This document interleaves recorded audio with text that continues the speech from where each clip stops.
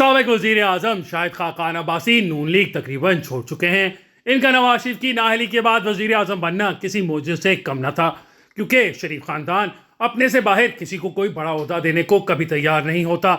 नवाज शरीफ की नाअहली के वक्त पहले सोचा गया कि शहबाज शरीफ को वजीर आजम बनाया जाए, लेकिन फिर ख्याल आया कि पंजाब तो सोने की कान है, वहाँ सैकड़ों प्रोजेक्ट्स चल रहे हैं जिन पर अरबों खर्च हो रहे थे, और इतना बड़ा पैसा किसी और के हाथ में देने का खतरा कौन मोल ले। इसहाक डार भी वजीर आजम नहीं बन सकते थे क्योंकि वो सेनेटर थे, वरना अपना रिश्तेदार ही वजीर आजम बनता। यूं कुरा शाहिद खाकान अब्बासी के नाम निकला, अगरचे इस वक्त कुछ और नाम भी चल रहे थे जिनमें एहसन इकबाल, ख्वाजा आसिफ और एयाज सादिक शामिल थे। अब शाहिद खाकान अब्बासी कह रहे हैं कि वो वजीर आजम तो थे, लेकिन पावर्स उनके पास नहीं थी। 2022 में वो नवाज शरीफ से उस वक्त नाराज हो गए थे जब इनके करीबी दोस्त मिफ्ता इस्माइल को इसहाक डार ने वजारत खजाना से हटवाया। अगरचे शाहिद खाकान अब्बासी इमरान खान को हटाने के खिलाफ थे, और अब उनकी राय ठीक लगती है कि नून लीग इस फैसले से नहीं संभल सकी और पंजाब में अपना वोट बैंक बड़ी हद तक गंवा बैठी है। तमाम शाहिद खाकान अब्बासी इस फरमाइश पर राजी हो गए कि वजीर खजाना मिफ्ता इस्माइल ही बनेगा। मिफ्ता और अब्बासी की पुरानी दोस्ती है और दोनों ने मिलकर बड़े बड़े कारनामे सरंजाम दिए हैं, जिस वजह से दोनों नैब की जेल भी भुगत चुके हैं। शाहिद खाकान अब्बासी को वजीर आजम के ओहदे से ज्यादा इकोनॉमिक कोऑर्डिनेशन कमेटी पसंद रही है।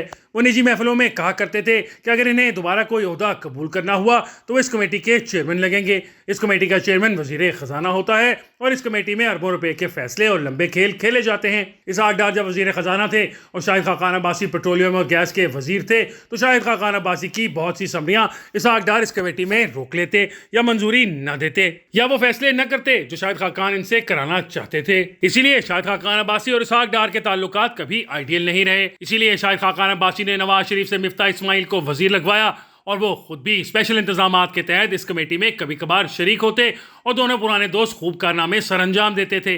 डार लंदन बैठकर सब कुछ देख रहे थे और उन्होंने आकर मिफ्ता को हटवा दिया, जिस पर शाहिद खाकान अब्बासी नाराज हुए और बात मरियम नवाज पर एतराज से होती हुई पार्टी छोड़ने तक पहुंच गई। अब की दफा शाहिद खाकान अब्बासी इलेक्शन लड़ने से दस्तबरदार हो गए और आजकल खुलकर तकरीरें कर रहे हैं और अपनी नाराजगी का इजहार करते रहते हैं। अब वो कहते हैं कि वजीर आजम का ओहदा नहीं, एक मुलाजमत थी जिसमें इनके पास इख्तियारात न थे।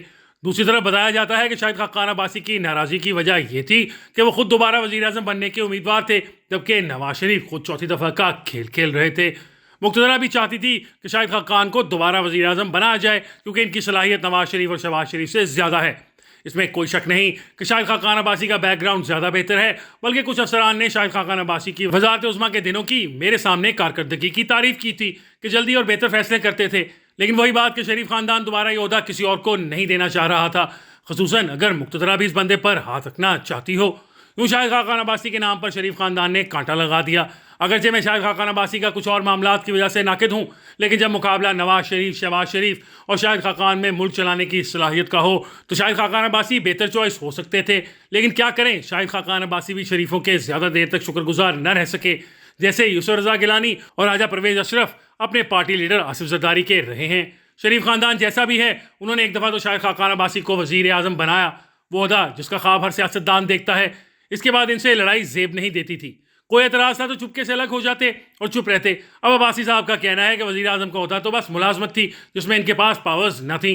वो शायद नवाज शरीफ और मरीम की तरफ इशारा कर रहे हैं, क्योंकि मरीम नवाज वजीर आजम हाउस में रहती और हुकूमत चलाती थी, जबकि शाहिद खाकान अब्बासी F8 सेक्टर घर में भी जनरल बाजवा और जनरल फैज का किरदार भी था। अगर इनके बेटी की शादी हुई तो दूल्हा दुल्हन का फोटोशूट वजीर आजम हाउस में हुआ, जिसकी तस्वीरें सामने आने पर बड़ा शोर भी मचा। वैसे कोई वजीर आजम कमजोर नहीं होता, वही बात कि बंदूक से ज्यादा अहमियत उस बंदे की होती है जिसके हाथ में बंदूक है कि वो इसका इस्तेमाल कैसे करता है। अगर अब शाहिद खाकान अब्बासी इसका इस्तेमाल नहीं कर सके या करने का हौसला नहीं था, तो फिर ओहदे को मुलाजमत कहकर अपनी और वजीर आजम के ओहदे की इंसल्ट तो न करें। वरना मोहम्मद खान जुनेजो की मिसाल भी हमारे सामने है कि जब वो वजीर आजम बने तो शायद ही कोई इन्हें जानता हो, मगर सियासी तौर पर कमजोर वजीर आजम ऐसा ताकतवर बना कि जर्नैलों को BMW से सुजुकी गाड़ी पर ले आया, जनरल ज़िया और जनरल अख्तर अब्दुर्रहमान तक को टक्कर गया। जो ओहदा शाहिद खाकान अब्बासी के लिए कमजोर मुलाजमत थी, वो मोहम्मद खान जुनेजो के लिए एक ओहदा और ताकत थी। जहां तक मुलाजमत की बात है तो शाहिद खाकान अब्बासी ने इस मुलाजमत के दौरान जो फायदे उठाए वो जरा पढ़ लें कि तोशाखाना में से वो क्या कुछ लेकर गए।